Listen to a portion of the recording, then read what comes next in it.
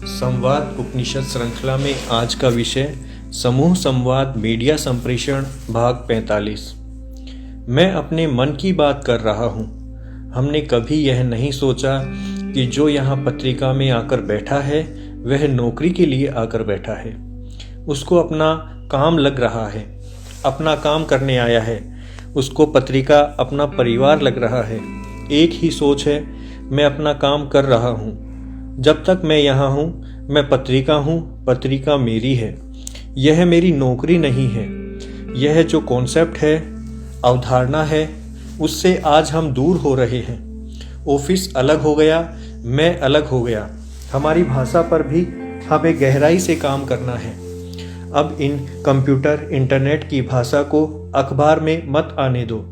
हम इस बात पर गर्व करते हैं कि जितने नॉन हिंदी बेल्ट के अफसर हमारे क्षेत्र में नौकरी करने आते हैं, अपने बच्चों को पत्रिका से हिंदी सिखाते हैं। यह हमारे लिए गौरव की बात है। बच्चे हिंदी सीखते हैं पत्रिका पढ़ कर, किंतु पत्रिका की हिंदी वैसी नहीं है। हेडिंगों में भी गलतियां आ रही हैं। गलती क्यों छूट रही है? क्योंकि मैं लापरवाह हो गया। मैंने नीचे वाले पर भरोसा कर लिया, इसलिए गलती जा रही है। आपके रिपोर्टर ने लिख के दे दिया, अमुक आदमी पर 10,000 रुपए की चोरी का आरोप लगाया गया है। आपने देखा नहीं और उसका नाम छाप दिया। चोरी का सार्वजनिक आरोप लग गया। अब वह कोर्ट में जाए तो किसको कहोगे आप?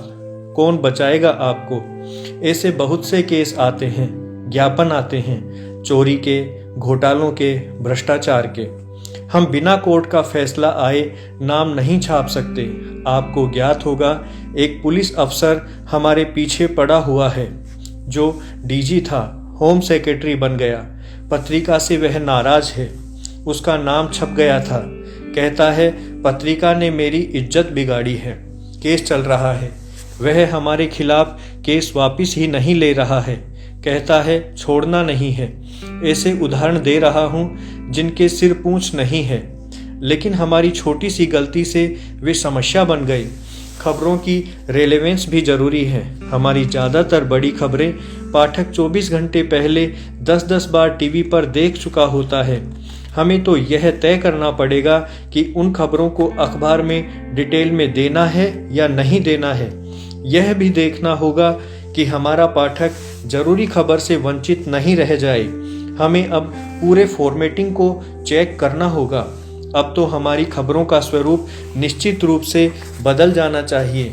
मंदिरों की खबरों को ही ले, हर साल हर बार इकसार ही छपती है। जुलूस, शोभा यात्राएं निकलती हैं, लोकार्पण होते हैं, एक के बाद एक पंचक कल्याणक आदि होते हैं। चातुर्मासों की खबर छपती है। अभी जयपुर में 15-20 संप्रदायों के बड़े संत बैठे हैं। आप रोज खबरें छापें, वही खबरें छपेंगी। वही महाराज की फोटो, वही 4 लाइन की खबर। इस प्रकार से तो हम अपने अखबार का अपमान कर रहे हैं। एक संत महात्मा के कार्यक्रम में चले जाओ तो 40 साधुओं की चिट्ठियां मेरी टेबल पर आ जाती हैं। आप किसे मना करोगे? जिनको मना करो वही अपने प्रवचन में कहेगा पत्रिका वाले तो ऐसे हैं। जहां 4 लाइनें लेनी हैं उसके लिए पूरा पेज हवाले मत करो। यही स्थिति सम्मान समारोह की है। 200 छात्रों का सम्मान। मुझे तो समारोह का पर्पज ही समझ में नहीं आता। इन मुद्दों पर हमें नीति बनानी चाहिए। स्थानीय स्तर का सम्मान, राज्य स्तर का सम्मान, राष्ट्रीय स्तर का सम्मान, उसी के अनुसार खबरों के प्लेसमेंट पर चर्चा करें। धर्म का स्वरूप बहुत बिगड़ रहा है। बड़े संत जेल में बैठे हैं। वहाँ क्या हो रहा है? हमारी भूमिका क्या होनी चाहिए? हमें भी चुनौतियाँ देनी चाहिए ऐसी परंपराओं को। ये हमारे समाज को बदनाम करने वाली परंपराएं हैं। संन्यास प्रथा को बदनाम करने वाली हैं। हमें अपनी कलम सिर्फ जनता के लिए ही चलानी चाहिए। जनता को संबोधित करके चलानी चाहिए। हमें अपने यहाँ ऐसी नीतियाँ बनानी चाहिए कि हम प्रभावी कैसे हो सकें। सरकार पर तो कोई असर ही होता नहीं दिख रहा किसी मुद्दे पर। अब तो जुडिशरी पर भी असर नहीं हो रहा। हमारा एक ही तो काम, लक्ष्य है। जनता के काम के लिए हमें उन पर प्रभावी रहना चाहिए।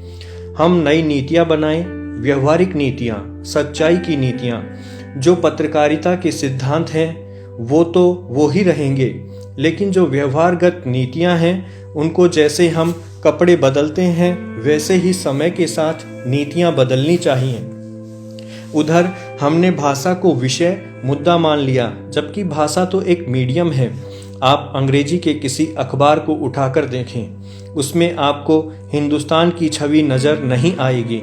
भाषा तो हिंदुस्तान की चीज़ों को दिखाने के लिए ही तो है, उसे ही हिंदुस्तान में दिखाना है मुझे, किंतु वह हम क्यों नहीं दिखा पा रहे हैं। साउथ की किसी लैंग्वेज का अखबार उठाकर देख लो, आपको लगेगा कि वह सच में ही हिंदुस्तान का अखबार है। नाच गाना ही सांस्कृतिक कार्यक्रम हो गया। हम तो आज तक इसका अर्थ नहीं समझ पाए। हम इतने भोंडे लोग हैं, यही संस्कृति रह गई।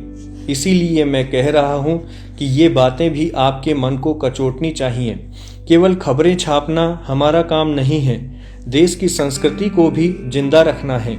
देश की आत्मा वही है, और यह तभी संभव होगा जब प्रत्येक के दिल के अंदर उस संस्कृति का वैसा सम्मान होगा। इसी प्रकार स्वतंत्र होना एक बात है, स्वच्छंद होना एक बात है। आज हम स्वच्छंदता की ओर जा रहे हैं, मनमानी करना चाहते हैं, जो सबसे बड़ा बिगाड़ का रास्ता है।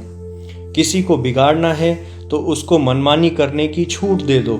हमारे लोकतंत्र में जितनी भी गड़बड़ियां हो रही हैं, उसका भी एक ही कारण है कि हम अपने जनप्रतिनिधि को वापस कुछ कहते ही नहीं हैं। बिजली चोरी के विरुद्ध अभियान चला, अफसर झुक गए, हमसे कहा आप अभियान समेटिए। हमने समेट लिया। मैं पूछना चाहता हूँ, हम चुप क्यों हो गए? आज भी राजस्थान में 60% से ज़्यादा बिजली चोरी होती है। इसी प्रकार सड़कों को देख लो, गंदले पानी की सप्लाई को देख लो, नाले का गंदा पानी दे रहे थे।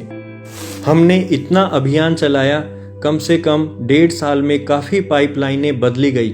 कहने का तात्पर्य है, जनता के साथ सीधी जुड़ी हुई जो तकलीफ़ें हैं उनके लिए हमें आगे आना चाहिए।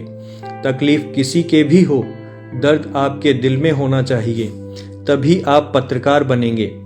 पत्रकारिता दिल से होती है, दिमाग से नहीं होती।